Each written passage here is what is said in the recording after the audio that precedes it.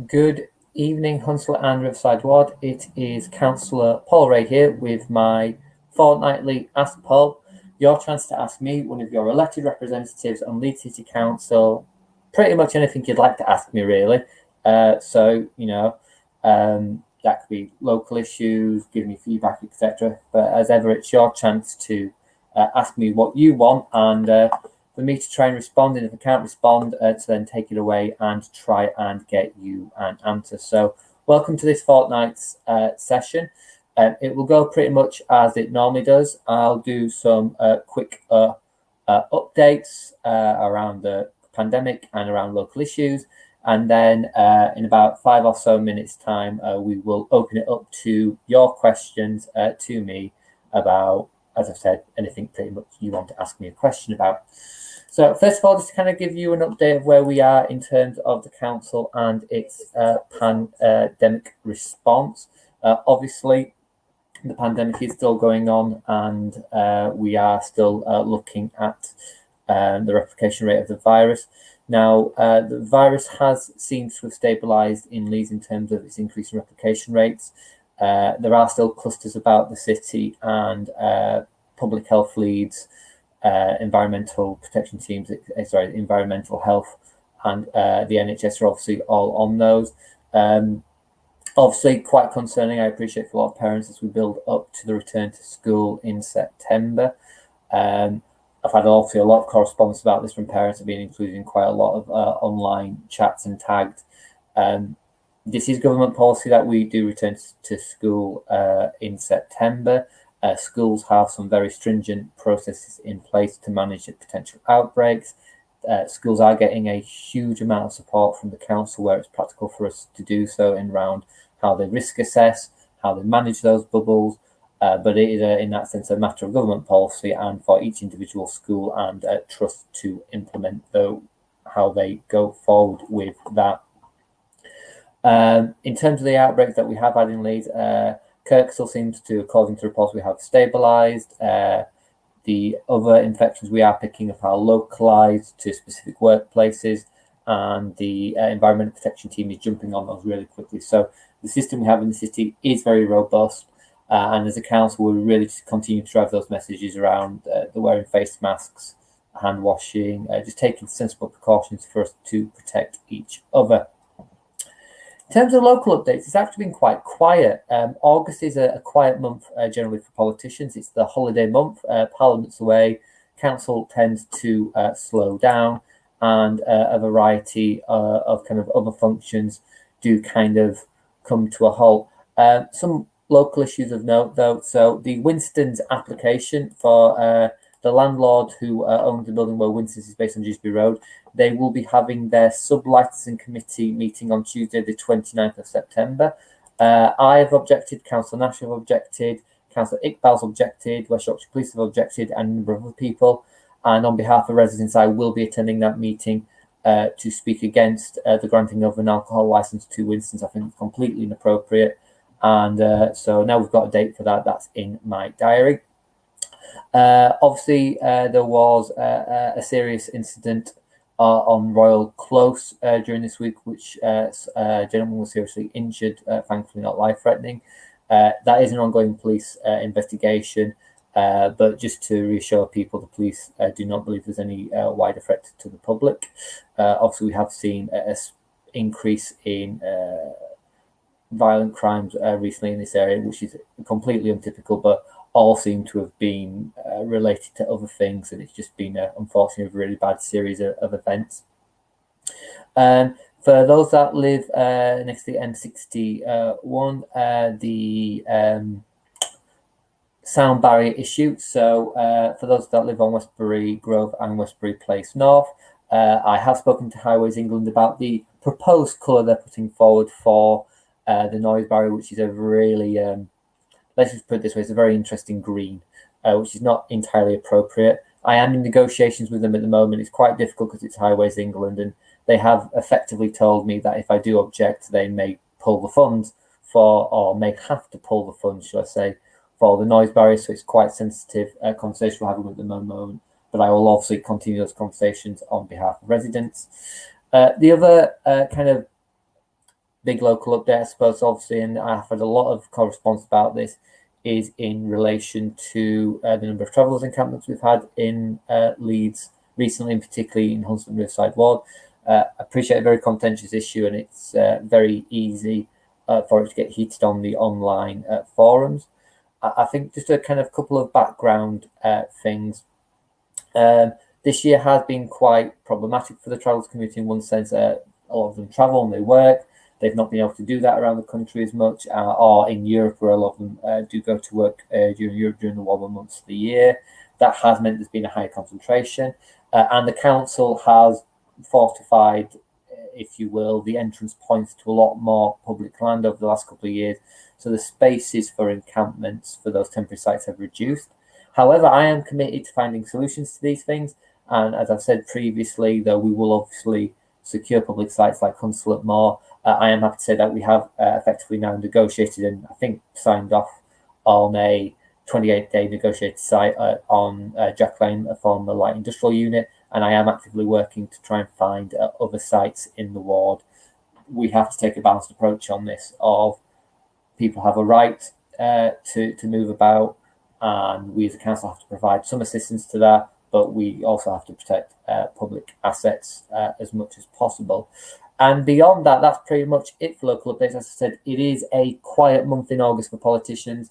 Everybody goes off from the jollies. I suppose most of us are doing staycations at the moment. So now I open it up to your questions. Now I have a couple of questions in the feed, which I'll do now. And then as I wait for some more questions to come up, there's a couple of questions I've been sent in advance.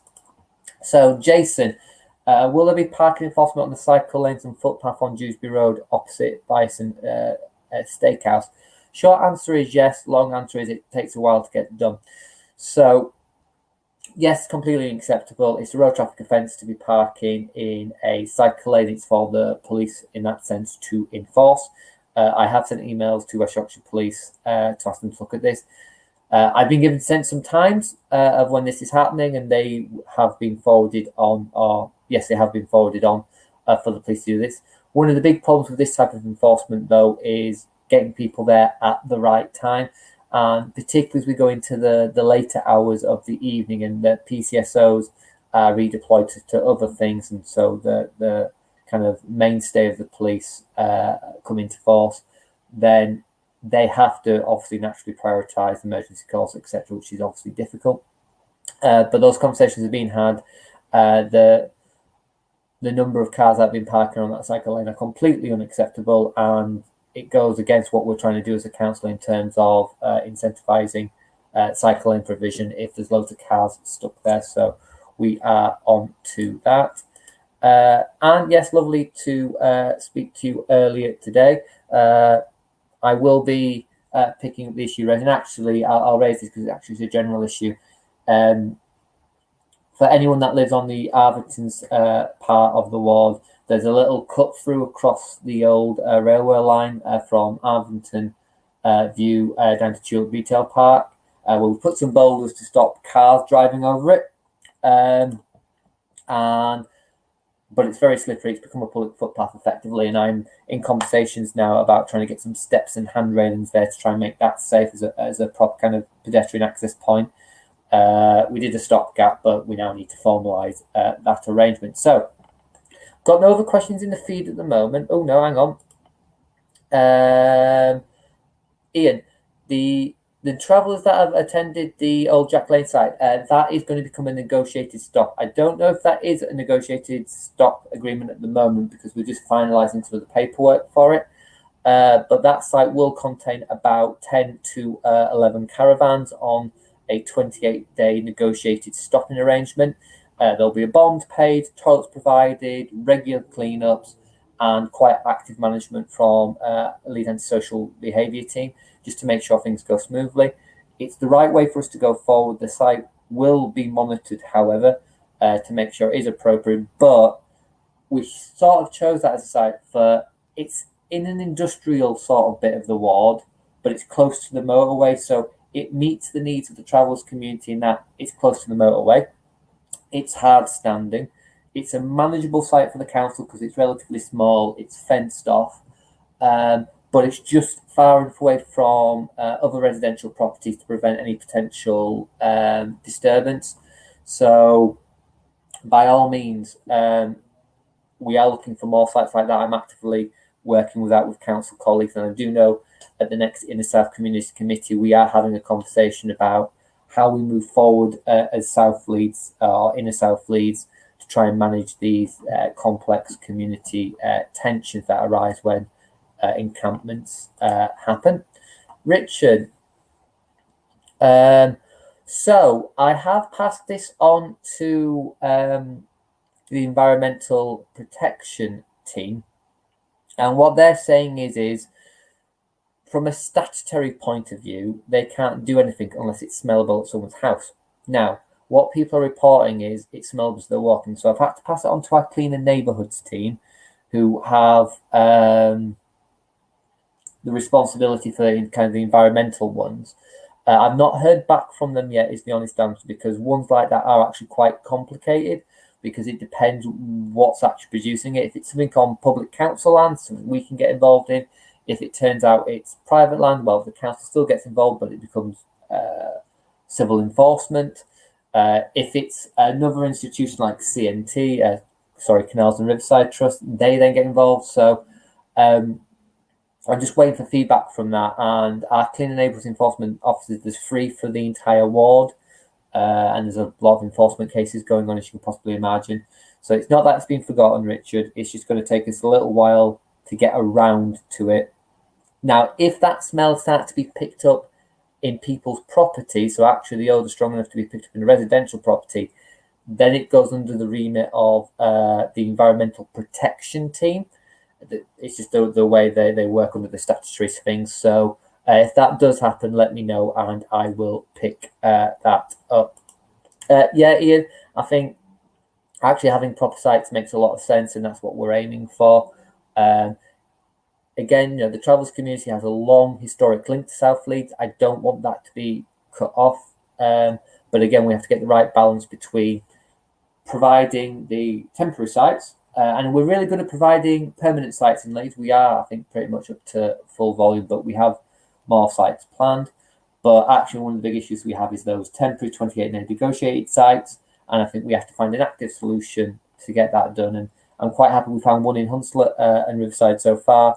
I think, bear in mind, we've got the motorway, we probably need to find another couple, but I'm eager for those to be in those semi-industrial areas, so that actually there's access to the motorway for the Travellers community, which is a big thing for them. There is hard standing, but it's far enough away from some of those more sensitive properties that cause complaints. So I've got no other questions in the feed at the moment. So just a couple of questions that were sent to me in advance. And actually one is related to traveller encampments. And it was a question about why do the police not use something called Section 61 to remove encampments very quickly? Now, the police and the council have a huge range of powers under law about trespass. And they're all section this or section that.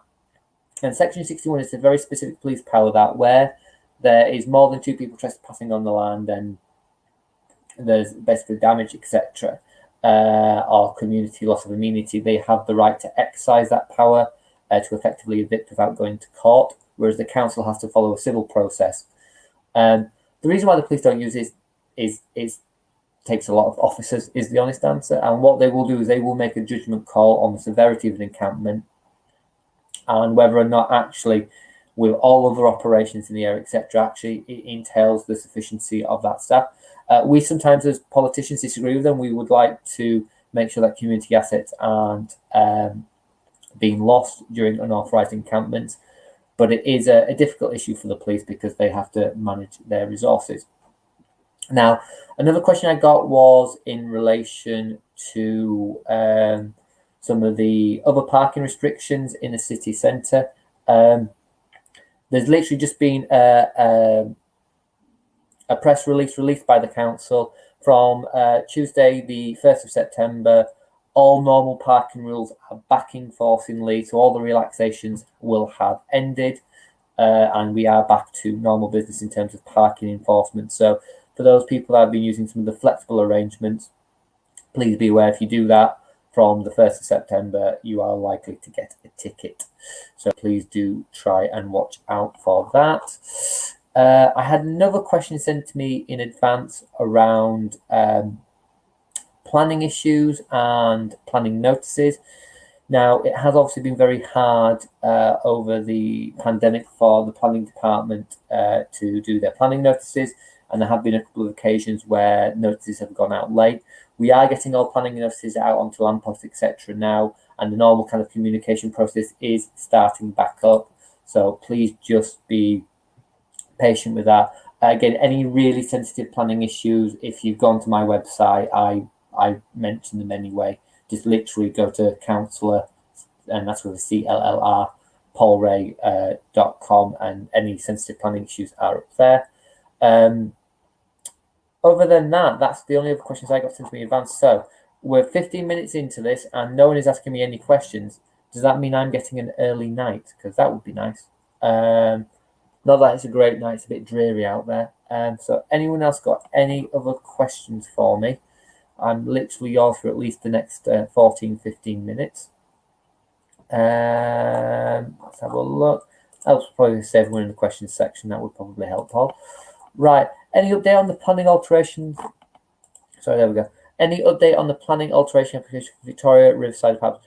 No. So the way planning works is the applicant got a huge amount of objections, and they got some really technical objections. So for anyone who doesn't know this about this case, what was Hunslet Mills being redeveloped into Victoria Riverside.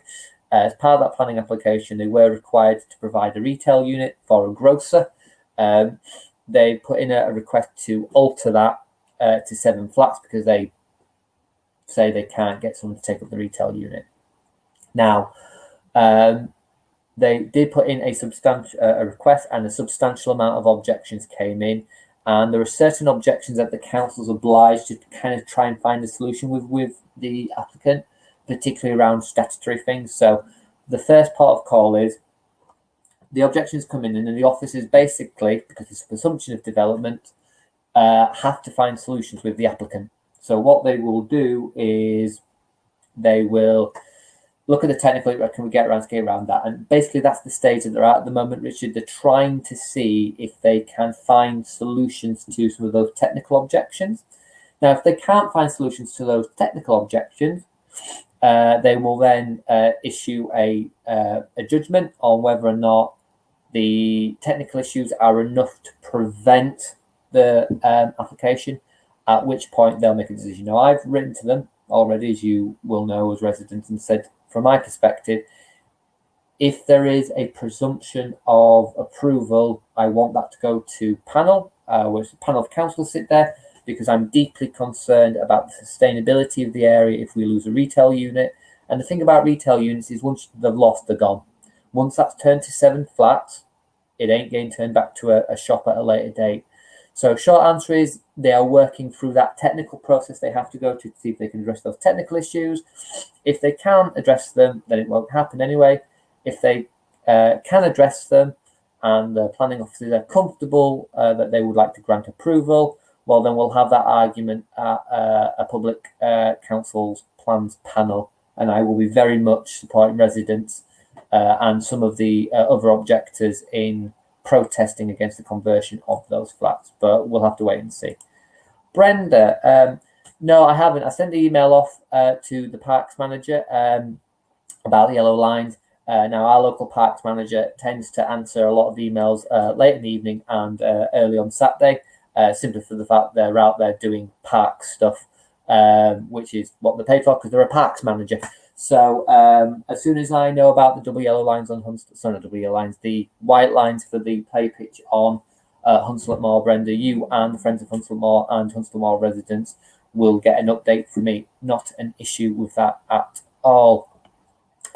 No, always happy to support with that, Richard. I really think that needs to be a retail unit. No ifs, no buts. Now, I've had another question come into me on WhatsApp while we'll be talking, so please do keep putting comments in. You know, I'm here to answer questions after all. But I have had a comment on WhatsApp about the rubbish in the air between Leeds Dock and downstream.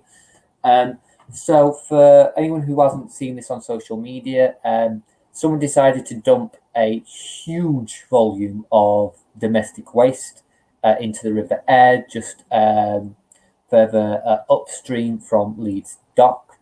Yeah, it is upstream. I always get upstream and downstream the wrong way. Upstream from Leeds Dock. That is being investigated at the moment. Now, in a perfect world, Canals and Riverside Trust would get their boat, go in and clean it up. Unfortunately, the boat is nowhere near the location. And Canals and Riverside Trust have, in fairness, tried to get the rubbish out with long poles and nets, and when it's got to natural stopping points.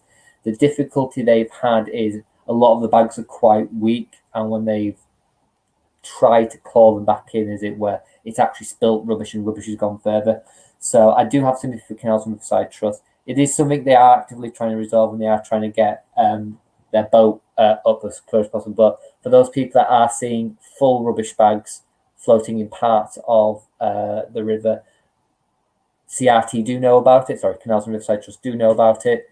They will do something about it as soon as they can, but they don't want to risk splitting those bags at the moment, and wildlife may be ingesting some of the rubbish that's in there. Potentially, if it's anything like rotten food or food stuff, processed foodstuffs, which can be quite damaging to wildlife in the area. So it is a difficult one.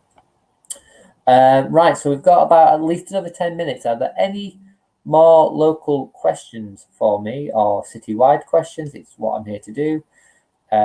Any more questions? I mean, while people are doing that, I'm going to do a shameless plug because I do that occasionally. Some of you may have received this already. If not, you will be in due course, which is our regular councillor newsletter. We haven't done one for 6 months because we've been stuck pretty much indoors. But if you have read it and binned it, or if you're not read it yet because you haven't received it yet, you can actually read it online at the link I've just sent. So please do have a look. It's by no means all of what we've done over the last 6 months, but is quite a big chunk of some good news stories. So again, we've got about 8 minutes left for this question and answer session. Does anyone have any questions, or am I going to have to get Peggy up here to do a bit of a song and dance for people? If anyone doesn't know, Peggy's my basset hound, to fill the void. So I'm eager for some questions. That's what I'm here for. Let's have a look. So this one's coming on via direct message on Facebook. Do you think you'll be able to change the colour of the proposed acoustic barrier at Westbury Grove? So I mentioned this at the start. I'm not 100% sure we will. Highways England, in that sense, hold all the cards. I can object to it, and I'm planning to object to it. I have had a conversation with Highways England about the colour. They are sympathetic, but they have their own priorities, which is to get their road improvement scheme completed and done, of course. I've sent them a couple of emails back about potential alterations, or not quite a fix, but a way of getting around it, which is like a fix. As soon as I know more, I will get back into contact. I know residents at Westbury Place and Westbury Grove and Westbury Place North have had a horrendous year or so with all the roadworks there. I've got no desire to prolong that pain by Highways England having to stop doing stuff. But at the same time, the green they've suggested is just hideous, and we need a way around it. Richard, Park and Ride. So it's not on the HS2 route. In that sense, I mean, a lot of the HS2 route will follow the current train line before it then breaks off into a proposed viaduct. There are obviously some conversations over that viaduct and some concerns over it, particularly on how it impacts the landscape and things like that. But assuming it goes ahead, it will go into a viaduct, but it will follow the main train line to a certain point, and it'll break off onto this viaduct, so it comes in on a level junction or a level point to the train station, and it basically comes in on the T junction, and the actual platform is about 1 kilometre long. That's proposed. I don't know the exact date off the top of my head when Park and Ride is due to open, but we are well on line with the works. And I'll find out the date and get back to people, because it's completely gone out of my head as to the proposed date, so apologies for that. The question that's come into WhatsApp, Will face masks be required in school for kids? This is a debate at the moment that central government is having. They have said that face masks will need to be worn in lockdown areas, in places like corridors and that school. I think the Prime Minister came out and said he thinks it's ridiculous that children should wear face masks in the actual classroom itself. I think with everything that's happened with the pandemic is things will change. Personally, I see the difficulty of face masks in terms of an educational perspective in the classroom, but also so at the same time we need to manage the replication rate of the virus. And I think in the end we need to try as best as possible follow the science. Of course, the science doesn't always agree, and in the end, I think we will probably find that some sort of middle ground will be found. Again, it's probably slightly above my pay grade to pass judgment on that particular issue, but it's something that is a hot topic at the moment. So we've got 5 minutes left, and at least 5 minutes, but I can do up to 1:45 if people have lots of questions flooding in. Are there any more questions for me about absolutely anything you want to ask me? Anything at all? This one's coming on direct message. Will you be doing physical surgeries at any time soon? So my council advised surgeries face-to-face were obviously cancelled due to the pandemic. We have been given leave to start these up again in council venues, and I will be looking, probably not in September, but maybe from September onwards, depending on how the R rate looks, to restart those face-to-face surgeries.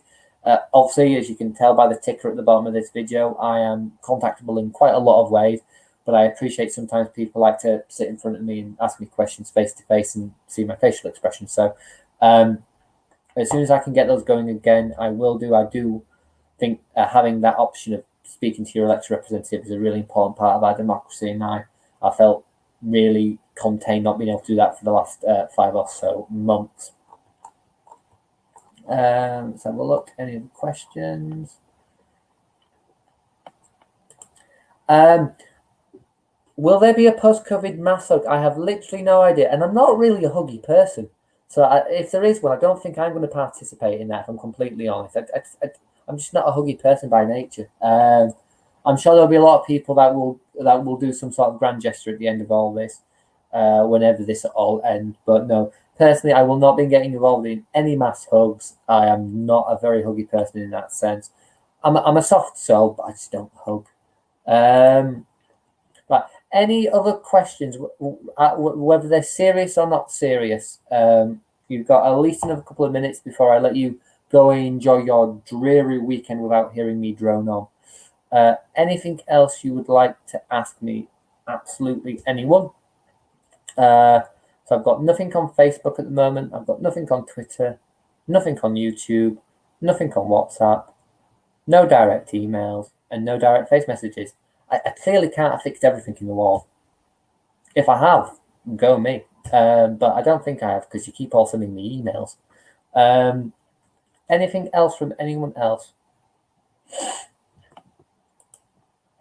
Who would win a fight between a Shakama? Okay, so we're going for silly question season now. I think if the bear doesn't drown, probably the bear would. I'm sure someone's asked this on Facebook, and some biologists have gone, as long as the shark doesn't bite the bear would win, because they would just like to knock the shark's jar off. But I think that's an interesting question. It's not one I've been asked before in a council surgery or one of these, and I will go away and do appropriate research. Any other questions? Any other concerns? Or are we going to call it quits at past and I can go and enjoy an early supper, which would be nice? Anything else for anything else? Right, it doesn't look like there is going to be any other questions. So just some final thoughts from me. Please do watch out for my normal weekly roundup of local news and important topics of information on Sunday. That will be on my Facebook and Twitter account and website, generally around about 5 o'clock on Sunday at the latest, first thing on Monday morning. Again, if you haven't already seen it, there's a link to the local council newsletter there, so please do take advantage of that. Other than that, I'm contactable whenever you want. At the bottom of this video, you'll see I'm contactable on Facebook, Twitter, Instagram, WhatsApp, SMS, email, and address. And other than that, thank you for your time on this wonderful, dreary Friday evening. Please do get in touch if you've got any concerns. Keep well, keep safe, and the next one of these will be in 2 weeks' time. Thank you for listening. Have a good weekend.